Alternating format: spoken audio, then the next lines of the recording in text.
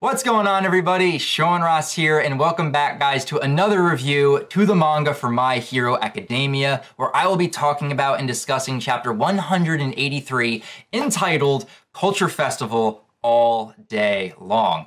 And with this chapter, guys, we basically see the conclusion, the wrap-up of the Culture Festival arc. We go throughout the entire day of the entire festival, and we get bits and pieces here and there, looking in on the other classes and departments going through their performances, where we get to see Class 1B doing their performance, General Studies and the other minor departments, the support course, the beauty contest. We get to see all of that shown in this chapter, which kind of went the way I was expecting it to, because I expected to see a majority of Class 1A's performance, and then get bits and pieces here and there as we went throughout the festival, looking in on the other performances by the other departments. So this chapter was fun, it was enjoyable, but it was also frickin' adorable because we see Eri explaining to Deku how much fun she had watching their performance as she's reenacting the sound effects and how she felt. I absolutely loved that section for this chapter. Plus, we also get to see Gentle and La Brava pop up by the ending of this chapter,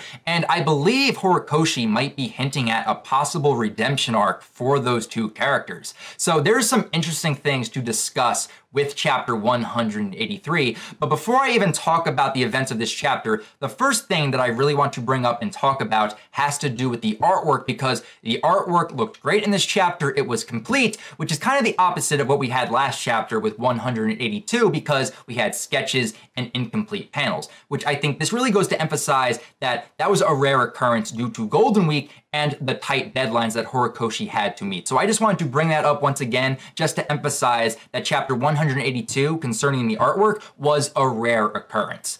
But with all that being said, let's dive in and talk about chapter 183, because as soon as we open up this chapter, I immediately had a smile on my face where we get to see a little bit of Class 1B's performance. We see Monoma, Owase, Tetsu, the Kirishima Dragon, and the rest of Class B acting out this hodgepodge of a play that they have put together. And I love this first page because this is just allowing Horikoshi to bring out his inner nerd onto the pages, because not only is Class 1B doing a play loosely off of Romeo and Juliet, but we also have thrown in here Harry Potter, Star Wars, and Lord of the Rings, with the mentions of the Ghost of Azkaban, Obi-Wan Kenobi, and the King of Gondor. Horikoshi is a frickin' nerd, and I love him for that. But my favorite moments on this first page is just getting to see Tetsu bringing out his inner Darth Vader.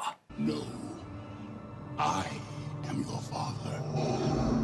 Even though that I personally would have loved to see more of Class 1B's performance, I am still satisfied with what was actually shown at the beginning of this chapter. And judging by the audience's reaction, they seem to have enjoyed it as well. Even though they crammed in so many pop culture references, the audience in attendance at the Culture Festival is having a fun time, which is great to see. But as the audience is leaving Class 1B's performance, we can see that Class 1A is still trying to clean up after their performance. So we see all of Class 1A taking out all their gear, but off to the side, we see Deku getting lectured by All Might and the other teachers about how he was late and got in a confrontation with Gentle and La Brava, which I was very happy to see. But I just gotta say, Dad Might is best Might, where we get to see All Might so worried for Deku. He was like, I know you were late, but you have to answer your phone. I was worried about you. You were going to be very shocked when you see your missed call history. And of course, Deku apologizes to All Might for making him worry while he was gone, but then we have Hound Dog just run up on Deku, starts yelling at him, barking at him, basically scolding him for taking the burden of Gentle and La Brava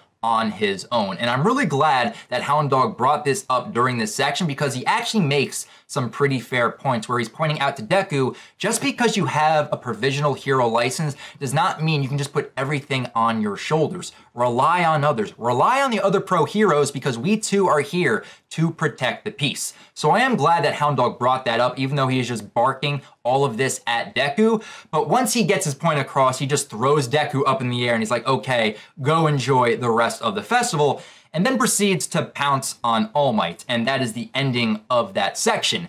But then we transition into the adorable section of this chapter when Deku runs into Mirio and Eri, And my God, this section melted my heart in a way, just getting to see how happy Eri was just running up to Deku and just reenacting all that she saw during the performance, where she's going over the lights, the sound effects, the singing, and while she's doing all of her movements, what I absolutely love is that Mirio is mimicking everything that Eri is doing. I absolutely love this section, and this brings tears to Deku's eyes because now he knows he got through to Eri. But the cuteness is cut off momentarily because we have Mineta yelling at Deku to start helping out during the cleaning process. So Deku goes off to go help, but now we start to see all of the students that were watching Class 1A's performance coming up and saying how awesome they did during their performance.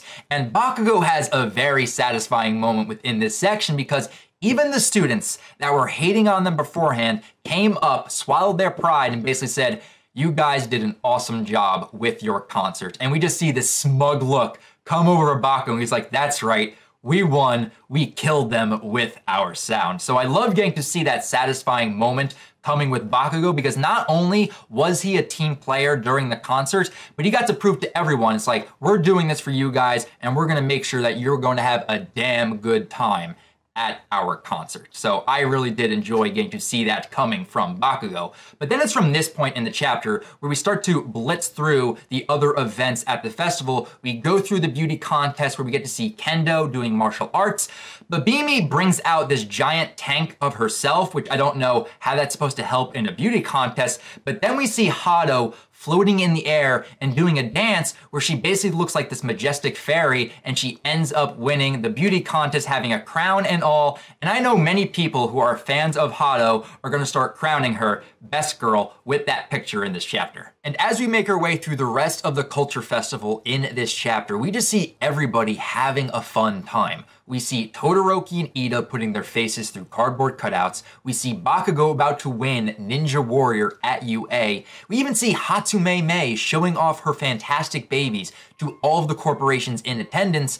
And then we get to see General Studies putting on a ghost labyrinth with Shinzo scaring the crap out of Toru, Mineta, Denki, and Ashido. And even though I loved that very brief cameo of Shinzo in that one panel, it really did make me think that Shinzo's quirk would be great in a ghost labyrinth type setting if he was trying to scare people, because he could brainwash people at the start of the labyrinth, walk them into it, into a dark location where they don't know where they are, deactivate his quirk, and people would be in a pitch blackness wondering where they are and how they got there. That's what I was thinking when I saw Shinzo in that panel. But even besides Shinzo, just getting to see every single student having a fun time, not being angry, it was just really heartwarming to see, which just makes this chapter fun and enjoyable for me. It was just an overall heartwarming chapter. And plus we cap off the day at the Culture Festival with Deku giving candy apples to Eri and Mirio because he went out, got the ingredients, and gave it to Eri, where you just see this smile on her face as she is eating it, and she's like,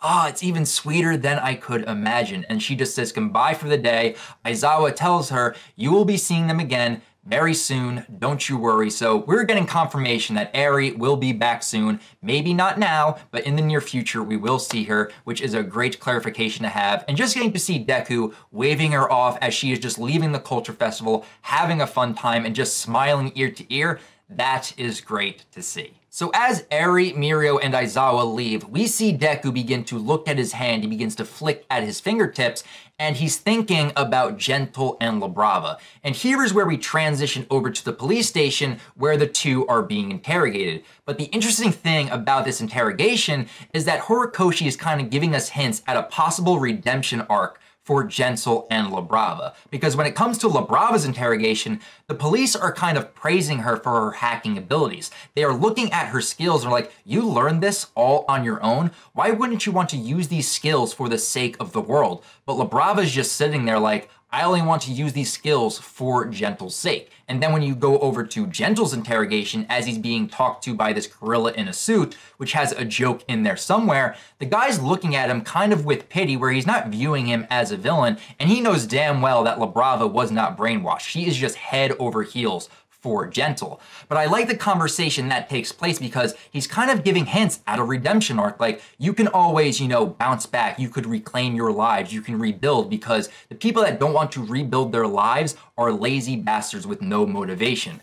But Gentle has a lot of motivation, and if he desperately does want to become a hero, he can from this situation. This is like a turning point for his character, and I would love it if later on down the road in the future of My Hero Academia, we get to see Gentle and La Brava return, but as heroes. I would absolutely love that. And of course, to cap it all off, the gorilla talking to Gentle's like, well, it looks like we're gonna be here for a little bit. I'm gonna go make some tea. And Gentle's like, can you make the finest black tea you have? And he's like, no, you're getting the instant crap. And I was like, that's a perfect way to cap off this situation for Gentle. So with that, guys, that is my review on chapter 183 for My Hero Academia. A very fun and very enjoyable chapter, which basically brings us to the conclusion, or close to, of the Culture Festival arc. We might have one, maybe two more chapters just to round out this arc, but that just means that we are going to be jumping into a new arc very, very soon. And I'm very curious on where Horikoshi is going to take us next. Is it going to be more fun and lighthearted, or are we about to get darker and more serious? I am very curious to see where we are going to go. But for right now, I definitely want to hear your guys' thoughts on this latest chapter. What were your positives? What were your negatives? What was your standout moment for this chapter? Let me know down in the comments below. And if you guys want to talk more about My Hero Academia outside of YouTube, feel free to follow me on Twitter, guys. A link to my Twitter can be found in the description down below. But that's going to do it for me here, guys. Until next week when we have chapter 184 of My Hero Academia. I'll talk to you guys next time, but remember, go beyond plus ultra.